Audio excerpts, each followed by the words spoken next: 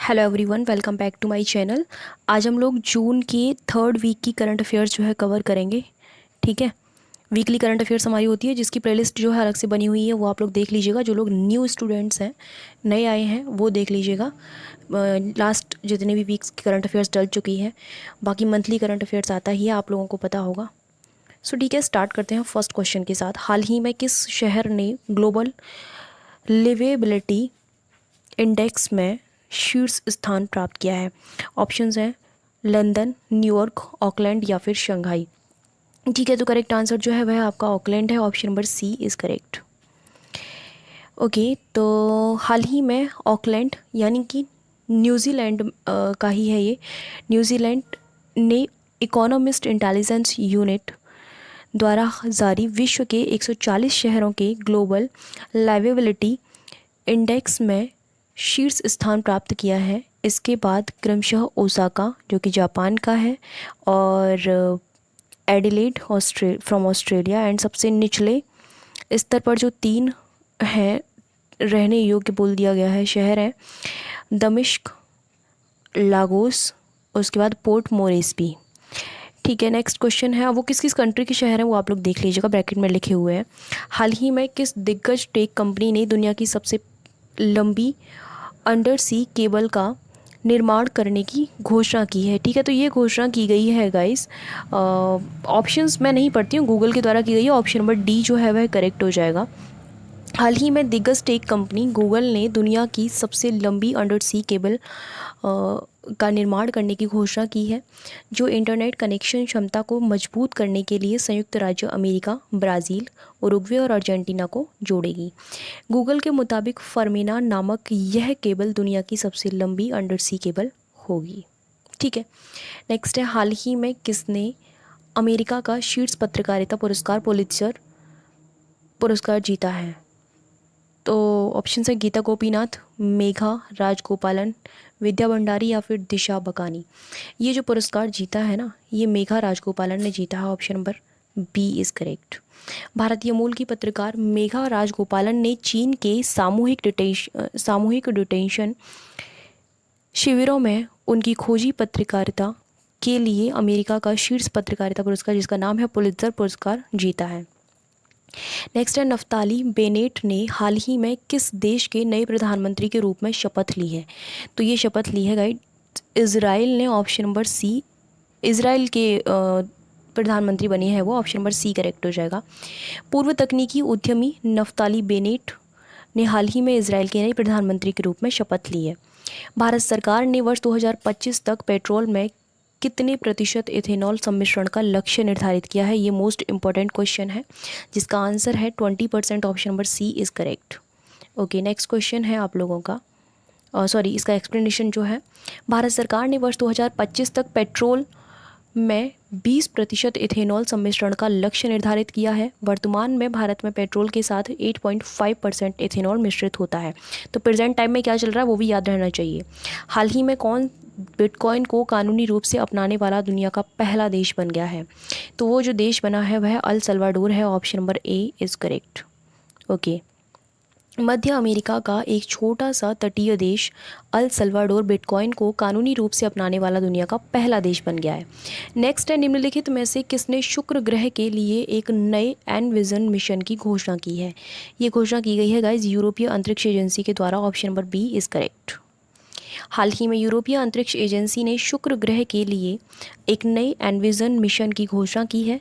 इस मिशन का नेतृत्व यूरोपीय अंतरिक्ष एजेंसी, जिसको शॉर्ट में ESA बोल सकते हो, वह एजेंसी करेगी, जिसमें राष्ट्रीय वैमानिकी एवं अंतरिक्ष प्रशासन का भी योगदान होगा। इसे वर्ष 2030 तक लॉन्च किए जाने की संभावना है। इसे एरियन 6 रॉकेट द्वारा लॉन्च किया जाएगा। ये मोस्ट इम्पोर्टेंट फैक्ट है।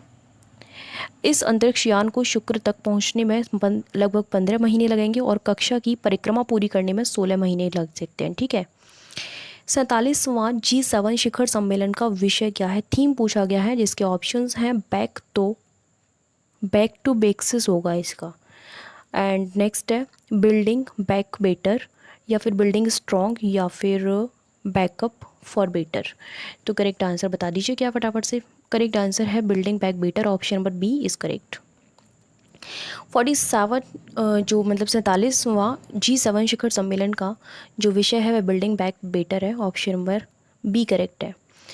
ग्लोबल होम प्राइस इंडेक्स 2021 में भारत कौन सी में पायदान पर स्थित है? इसमें भारत आपका ऑप्शन है 40वां, 46वां, 52 या फिर 55। तो करेक्ट आंसर है 55वें स्थान पर। Option number D is correct. All right.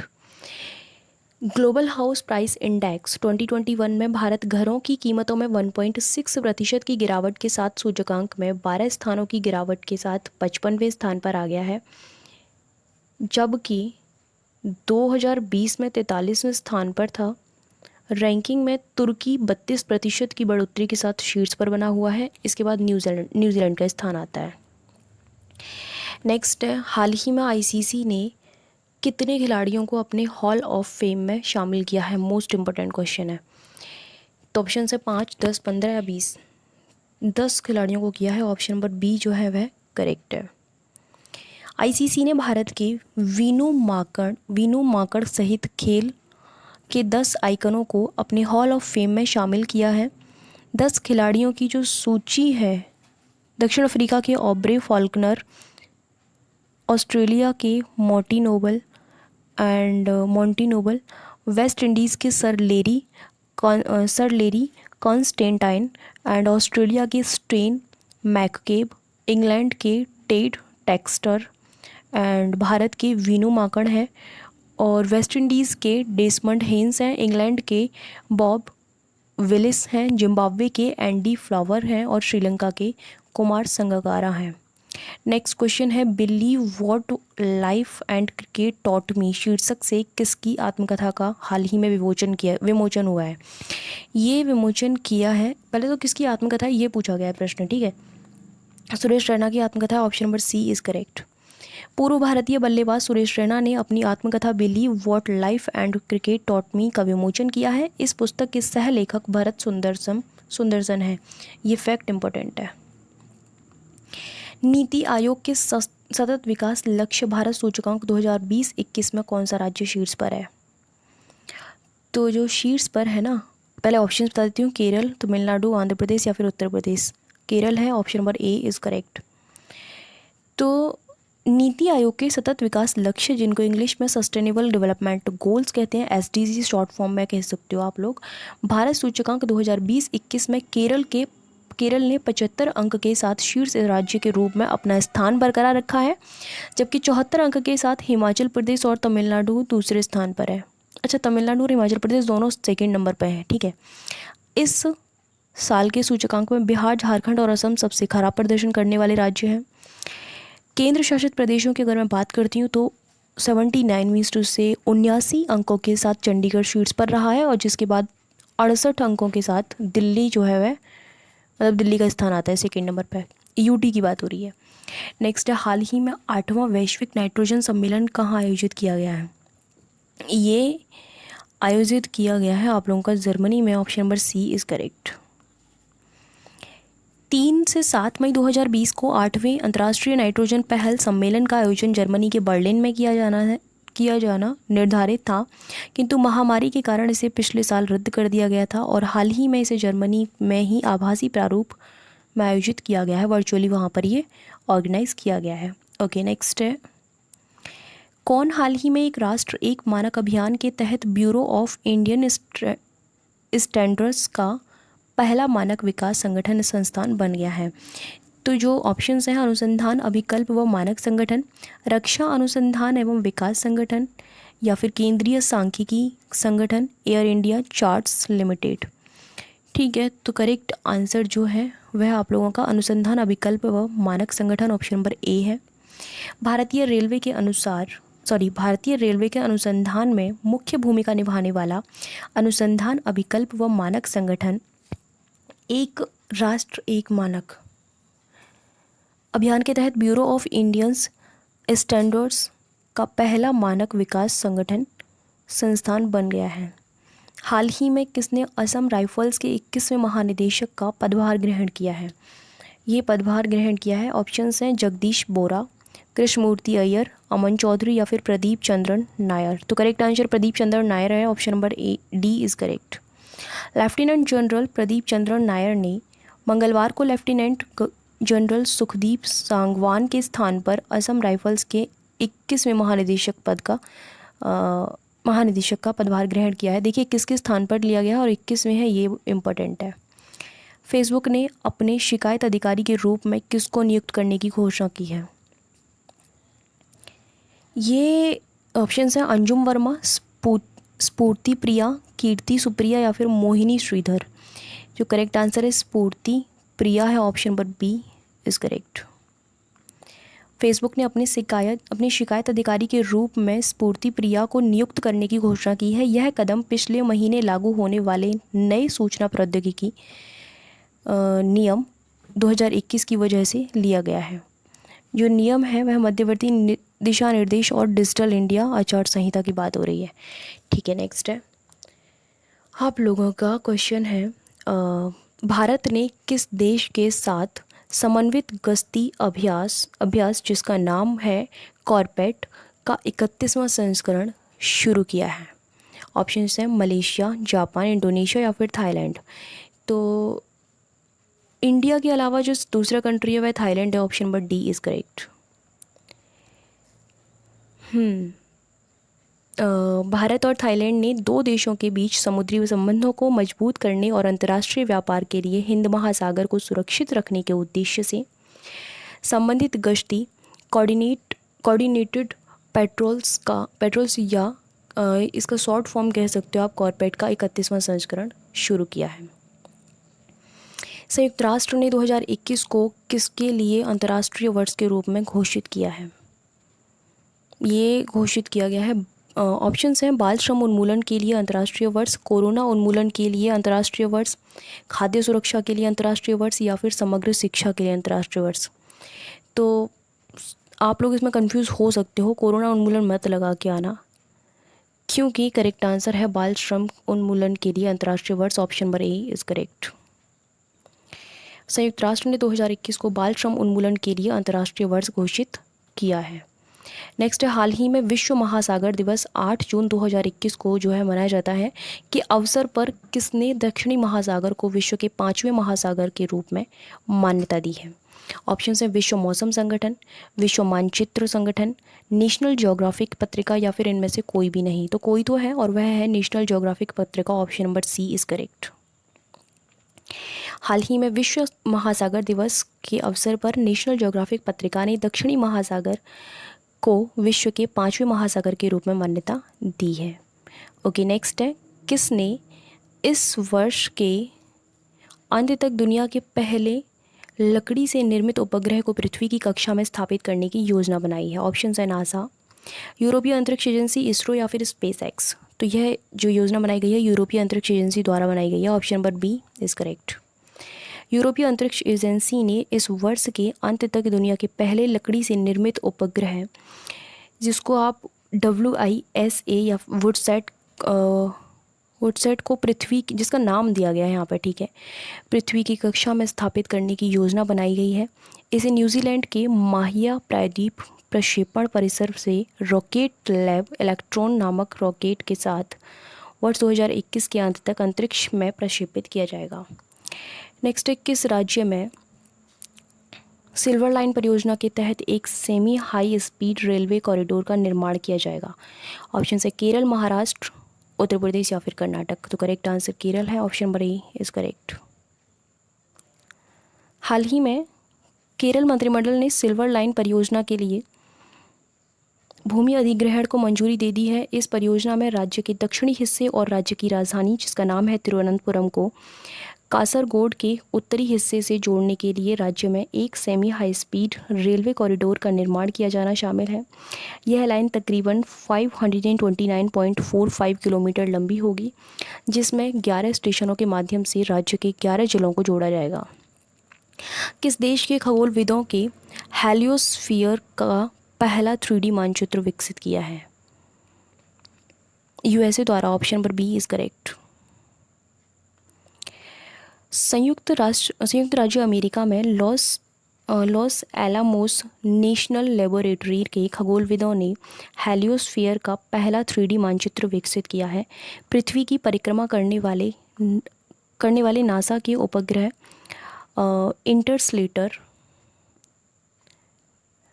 Interstellar boundary explorer के डेटा का उपयोग करके यह 3D मानचित्र तैयार किया है। नेक्स्ट क्वेश्चन है, हाल ही में किसको भारत के WTO मिशन में निदेशक के रूप में नियुक्त किया गया है? ऑप्शन है अनूप कुमार, जितेंद्र शाह, आशीष चांदोरकर या फिर अमित सिरोही। ठीक है, तो करेक्ट आंसर है Ashish Chandorkar, option number C is correct.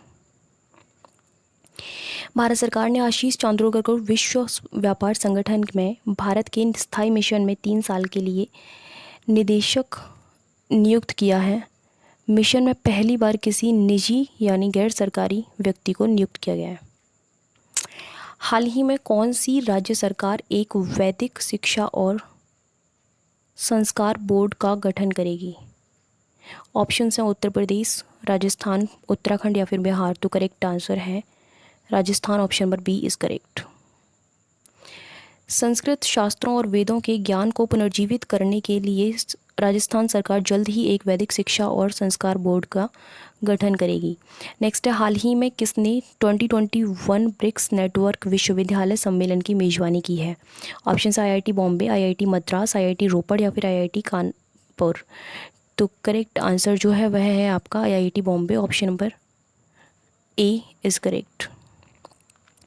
Virtual BRICS network विश्वविद्यालय सम्मेलन की मेजबानी कर रहा है, एक सेकंड, मेजबानी कर रहा है यह सम्मेलन 2021 में। ये ना यहाँ पर करेक्ट लिखा नहीं है, टाइपिंग मिस्टेक हो गई है कुछ। एक सेकंड में क्वेश्चन फिर से पढ़ सकती हूँ ना। यहाँ पे करेक्ट आंसर जो आएगा ना वह आएगा IIT बॉम्बे जो है ब्रिक्स नेटवर्क विश्वविद्यालय सम्मेलन की मेजबानी कर रहा है। यह सम्मेलन 2021 में 13वें ब्रिक्स शिखर सम्मेलन की भारत की अध्यक्षता में आयोजित किया जा रहा है। ब्रिक्स नेटवर्क विश्वविद्यालय सम्मेलन का विषय जो है यानी इसका जो थीम है वह है इलेक्ट्रिक मोबिलिटी। ठीक है, तो ये याद रखना थीम। नेक्स्ट है, प्रधानमंत्री नरेंद्र मोदी ने हाल ही में कहाँ आयोजित विवा टेक के 5वें संस्करण को वर्चुअली संबोधित किया है? ऑप्शन है लंदन, शंघाई, टोक्यो या फिर पेरिस। तो करेक्ट आंसर है Paris, option number D is correct. प्रधानमंत्री नरेंद्र मोदी ने विवा टेक के 5वें संस्करण को वर्चुअली संबोधित किया है। विवा टेक यूरोप के सबसे बड़े डिजिटल और स्टार्टअप कार्यक्रमों में से एक है जो कि 2016 से हर साल पेरिस में ही आयोजित किया जाता है। PM मोदी को विवा टेक 2021 में मुख्य भाषण देने के लिए गेस्ट ऑफ ऑनर के रूप में आमंत्रित किया गया था। ओके, नेक्स्ट क्वेश्चन है, विश्व मरुस्थलीकरण और सूखा रोकथाम दिवस कब मनाया जाता है? ऑप्शन है 15 जून, 16 जून, 17 जून या फिर 18 जून। तो ये दिवस मनाया जाता है 17 जून को, option number C is correct. विश्व मरुस्थलीकरण और सूखा रोकथाम दिवस हर साल 17 जून को मनाया जाता है। 2021 के विश्व मरुस्थलीकरण और सूखा रोकथाम दिवस का विषय restoration land recovery, we build back better with healthy land, ये इसका थीम है। नेक्स्ट है, हाल ही में किसने नई पहल report it don't share it शुरू की है? ये पहल ऑप्शंस हैं एप्पल, गूगल, फेसबुक या फिर ट्विटर। तो ये पहल स्टार्ट की गई है गाइस फेसबुक के द्वारा, option number C is correct. Social media की दिग्गज कंपनी फेसबुक ने एक नई पहल report it don't share it शुरू की है जो लोगों को अपने प्लेटफॉर्म पर बाल दुर्व्यवहार सामग्री की रिपोर्ट करने और इसे साझा नहीं करने के लिए प्रोत्साहित करती है। ठीक है, तो ये इस वीक से जो इम्पोर्टेंट क्वेश्चन थे ना 28 ही थे। ओके, बाकी इससे पहले जो वीक की करंट अफेयर्स चल चुकी हैं वो लोग देख लीजिएगा, वो उनको भी देख लीजिएगा आप लोग, उसकी प्लेलिस्ट अलग से बनी हुई है। हाँ, करंट अफेयर्स की PDF आप लोगों को किस तरीके से मिलेगी, तो केवल कोई सिंगल PDF नहीं मिल पाएगी आप लोगों को, पूरे मंथ की लेनी पड़ेगी, जिसका साइट से मिलेगी। साइट का लिंक वीडियो के डिस्क्रिप्शन बॉक्स में है। अगर वहाँ जो लोग विजिट नहीं कर सकते हैं, हालांकि वहाँ अगर आप जाएंगे तो आप लोगों को सारे कोर्स की इन्फॉर्मेशन भी मिल जाएगी साथ में, तो वहाँ जाने पर प्रॉफिट है। लेकिन ठीक है, अगर आप नहीं जा सकते हो तो इस नंबर पर आप लोग कॉल या फिर व्हाट्सएप कर सकते हो, जिससे आप लोगों को सारी इन्फॉर्मेशन मिल जाएगी कि किस तरीके से आप लोगों को PDF लेनी है। ठीक है, so okay, thank you so much for watching my video. मिलते हैं नेक्स्ट वीडियो में।